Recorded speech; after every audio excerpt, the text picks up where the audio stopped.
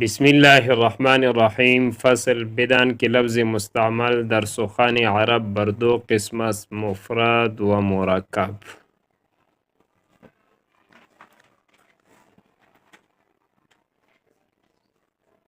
په مخکینی سبق کې مونږ ویلې چې د اما بعد نه واخله تر دې فصله پورې علامه صاحب خپل کتاب طرف ته ترغیب ورکوي. علامه صاحب فرمایي څوک چې زما کتاب وایي نو هغه ته به څو فایدې رسیږي؟ 3 فایدې رسیږي. اوله فایده دا چې دغه شخص به د عربی ژبې ترکیب کولی شي، دا به په اسانتیا سره ترکیب کولی شي. دوهمه فایده به ورته دا ورسیږي چې به پیژني، معرب او مبني به پیژني. او دریمه فایده به ورته دا ورسیږي چې د عربی ژبې د عبارت په ویلو کې به ورته ملکه او مهارت حاصل شي. بیا علامه صاحب ویلي چې دا 3 فایدې به زما کتاب الا د شخص ته ورکوي چې هغه د مخکې نه 3 کارونه کړي وي. یو کار چې د عربی د ژبې د مفردو الفاظو معناګانې زده کړي وي. دوهم کار علم الاشتقاق پیژندلی وي. دریم د علم الصرف هغه مهمې اهمې خبرې زده کړي وي.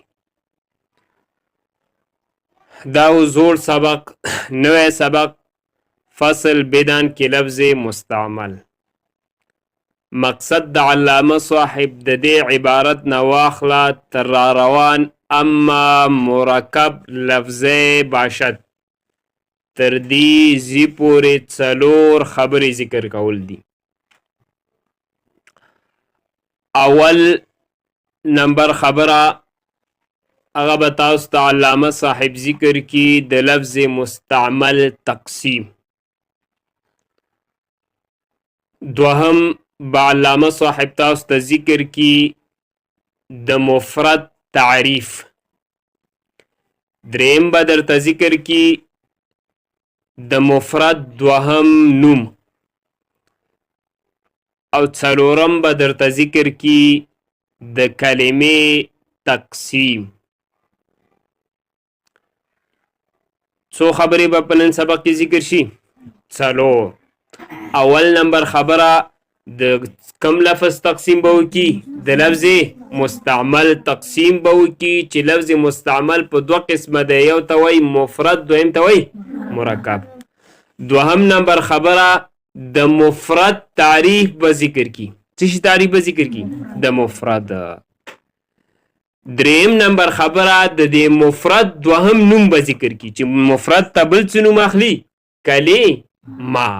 دا دریم نمبر خبره ده چې د مفرد دوهم نوم به ذکر کی چې دوهم نوم یې دی کلمه. څلورم نمبر خبره د دې کلمې تقسیم به بیا وکي. د څه شي تقسیم به وکي؟ د کلمې. چې کلمه په څو قسمه ده نو درته وبوي چې کلمه په 3 قسمه ده، یو اسم، دوهم فعل، دریم حرف. پوه شوي؟ دا 4 خبرې به درته نن په سبق کې ذکر کی. ګورې ورته فصل بدان کې لفظ مستعمل دا هغه اول نمبر خبره ده، اولنۍ خبره ده. اول نمبر خبره مونږ څه ویلي چې به ذکر کی؟ د لفظ مستعمل تقسیم به وکي. خولې خوځوئ. د لفظ مستعمل به وکي؟ تقسیم. چې لفظ مستعمل په 2 قسمه باندې ده. مونږ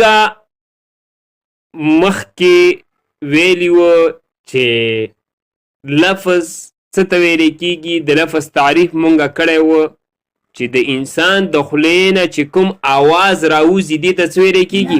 لفظ ویل کېږي. دا د لفظ تعریف دی. بیا د لفظ تقسیم مونږ کړی و چې لفظ په 2 قسمه دی، یو ته ویل کېږي لفظ مستعمل، دوهم ته ویل کېږي لفظ غیر مستعمل. یا یو ته ویل کېږي لفظ موضوع، دوهم ته ویل کېږي لفظ مهمل. دا تقسیم مونږ کړی و. لفظ موضوع او د لفظ مستعمل تعریف مونږ الته ویلی و چې لفظ مستعمل دا معنادار لفظ ته ویل کیږي. څه ته ویل کیږي؟ هغه لفظ ته ویل کیږي چې د هغه معنا وي. او لفظ مهمل یا غیر مستعمل دا بې معنا لفظ ته ویل کیږي. څه ته ویل کیږي؟ بې معنا. هغه لفظ ته چې هغه معنا نه لري. دا لفظ مستعمل او لفظ موضوع دا په هر ژبه کې استعمالیږي. دارنګې غیر مستعمل او مهمل. د لفظ مستعمل مثال منګه ویلې و زید، او د لفظ غیر مستعمل مثال منګه ویلې و دیس. او پښتو کې هم د دې مثالونه منګه ویلو چې د لفظ مستعمل مثال منګه ویلې و اوبه، او د لفظ مهمل مثال هم ویلې و موبه. د اوبو سره منګه ذکر کوو کنه، اوبه موبه. ډوډۍ مو ډۍ، دا موډۍ چې دا لفظ غیر مستعمل دی.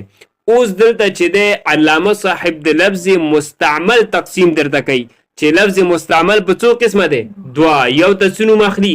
مفرد. دوهم ته څه نوم اخلي؟ مرکب. دا اول نمبر خبره ده. بدان پوه شه طالب جانه کې لفظ مستعمل چې لفظ مستعمل در سخن عرب د عربو په ژبه کې، در سخن عرب د عربو په ژبه کې، در سخن عرب معنا مې څه وکړه؟ د عربو په ژبه کې بر دو قسمس، په دوه قسمه باندې دی. دا لفظ مستعمل د عربو په ژبه کې په څو قسمه دی؟ دوه. دا اول نمبر خبره ده. مفرد و مرکب. مفرد اول ته څه نوم اخلي؟ مفرد. و مرکب او مرکب دوهم ته څه نوم اخلي؟ مرکب. دا شوله اول نمبر خبره. موږ ویلو چې اول به څه درته ذکر کړي؟ د لفظ مستعمل تقسیم به وکړي چې لفظ مستعمل په څو قسمه دی؟ دوه. یو ته څه نوم اخلي؟ دوهم ته څه نوم اخلي؟ یېرېږي خو به درنه نه نظیره چې درنه یېرو که نه بیا به سر راکوو. دوهم نمبر خبره موږ ویل چې به ذکر کړي د لفظ مفرد څه به ذکر کړي؟ درته تعریف. نو هغه درته ذکر کوي. مفرد لفظ باشد تنها. مفرد د هغه یو لفظ دی چې دلالت کند چې دلالت کوي بر یک معنا په یوه معنا باندې. مفرد د هغه یو لفظ دی چې په یوه معنا باندې دلالت کوي. صحیح شو؟ دا د مفرد تعریف دی. دا تعریفونه موږ مخکې کړي وو. دا دویم نمبر خبره وه. دریم نمبر خبره علامه صاحب موږ ویلې څه ذکر کوي؟ د مفرد دوهم نوم. نو هغه دا دریم نمبر خبره ذکر کوي. و آن را کلمه گوین، او دې مفرد ته کلمه هم وای. و آن را کلمه گوین او دې مفرد ته څه نوم اخلي؟ کلمه. و کلمه بر سه قسم است. هم ویلي چې څلورم نمبر خبره به چې ذکر کوي؟ د کلمې تقسیم. چې کلمه په څو قسمه ده علامه صاحب؟ درې. یو ته څه نوم اخلي؟ اسم. دوهم ته څه نوم اخلي؟ دریم ته. د هر یو تعریف مونږه کړی و. مونږ د اسم تعریف کړی و چې اسم د هغې کلمې ته وایي چې په خپله معنا باندې دلالت کوي د بلې کلمې د یو ځای کېدلو نه بغیر، د یو ځای کولو نه بغیر په خپله معنا باندې دلالت کوي. او په دې کې د درې زمانو نه یوه زمانه هم نه وي. د اسم تعریف مو څه کړی چې اسم د هغه کلمه ده چې د بلې کلمې د یو ځای کولو نه بغیر دا په خپله معنا باندې څه کوي؟ دلالت کوي. او د درې زمانو نه یوه زمانه هم پکې نه وي، لکه زید شو، رجل شو. او د فعل تعریف موږ هم کړی چې فعل د هغې کلمې ته وایي چې د بلې کلمې د یو ځای کولو نه بغیر دا په خپله معنا باندې څه کوي؟ دلالت کوي. د بلې کلمې د یو ځای کولو نه بغیر د دې معنا ذهن ته راځي او د درې زمانو نه یوه زمانه پکې وي، او د درې زمانو نه یوه زمانه هم پکې وي. د فعل دا تعریف موږ کړی لکه مثال دی ضربه. او د حرف تعریف موږ څه کړی چې هغه په خپله معنا د بلې کلمې د یو ځای کولو نه بغیر په خپله معنا باندې دلالت نه کوي، یا د هغې معنا د بلې کلمې د یو ځای کولو نه بغیر ذهن ته نه راځي. دا تعریفونه موږ ویلي دي. خو علامه صاحب تعریفونه نه دي ذکر کړي، صرف مثالونه ذکر کړي دي. ولې اوجه وروسته خپله وایي ځکه چې دې تعریفونه تاسو چېرته پېژندلي دي؟ په علم الصرف کې. چېرته هم پېژندلي؟ په صرفو کې هم د دې تعریفونه پېژندلي دي، نو دوباره کولو ته ضرورت نشته دی. پوه شوئ؟ دا 4 نمبر خبر علامه ذکر کوي. و کلمه بر 3 قسمه، کلمه په 3 قسمه باندې ده. په څو قسمه؟ په 3. ګورئ اول ته څه نوم اخلي؟ اسم. چون رجلون، چون معنا ده لکه. چون معنا چه ده؟ لکه. چون رجلون لکه رجلون. و فعل او فعل چون ضربه لکه ضربه. فعل دا دویم قسم د کلمې دی. دریم قسم و حرف او حرف، دا حرف دریم قسم دی. چون هل لکه هل. صحیح شو؟ د دریواړو قسمونو نمونه واخیستل او د هر یو قسم مثال ذکر که، خو تعریف ذکر نه که.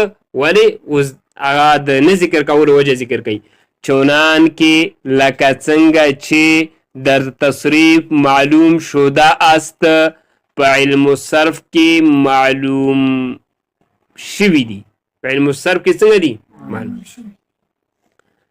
چونان کې لکه څنګه چې در تصریف په علم صرف کې معلوم شده است، څنګه شوي دي؟ معلوم شوي دي. دې تعریفونه هغه هلته تاسو په علم صرف کې کړي دي که نه دي؟ او موږ په دې کې هم کړي دي. مخکې د هر یو تعریف ذکر کړی و. پوه شوئ په ننني سبق کې؟ په ننني سبق باندې چې د بدن نواله تر اما مرکب تر دې پورې څو خبرې ذکر کوي علامه صاحب سرو. اول نمبر خبره چې ذکر کوي د لفظ مستعمل تقسیم، چې لفظ مستعمل په څو قسمه دی؟ یو ته څه نوم اخلي؟ دویم ته. دویم نمبر خبره چې ذکر کوي د مفرد تعریف، چې مفرد د هغه یو لفظ ته وایي چې په یوه معنا باندې دلالت کوي. لفظ به هم یوي او په یوه معنا باندې به هم څه کوي؟ دلالت. لکه زید شو. اوس عبدالله، عبدالله په نزد صاحب د نحومیر دا مرکب لفظ دی، دا مفرد نه دی، ځکه په دې کې څو الفاظ دي؟ یو عبد دی، دویم چې دی لفظ الله دی. صحیح شو؟ د صاحب د نحومیر په نسبت باندې مفرد د هغه لفظ ته وایي چې مفرد هغې ته وایي چې یو لفظ وي او په یو معنا باندې دلالت کوي. او دریم نمبر خبره موږ ته څه ذکر کړل نن سبق کې؟ د مفرد دوهم نوم، چې مفرد ته دوهم څه نوم اخلي؟ کلمه. څلورم نمبر خبره څه ذکر کړه؟ د کلمې تقسیم، چې کلمه په څو قسمه ده؟ درې. یو ته څه نوم اخلي؟ اسم، دوهم ته فعل او دریم ته حرف. د هر یو تعریف مونږه وکړو چې اسم چاته وایي، فعل چاته وایي او حرف چاته وایي. پوه شوئ؟